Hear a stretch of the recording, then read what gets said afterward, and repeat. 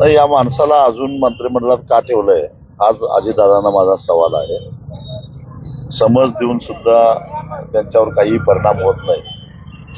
त्यांनी शेतकऱ्यांची वारंवार हेटाळणी केलेली आहे, चेष्टा केलेली आहे, महाराष्ट्राच्या विधिमंडळाचा अपमान केलेला आहे. कारण महाराष्ट्राचं विधिमंडळ हे सर्वसामान्य माणसांना न्याय देण्यासाठी आहे.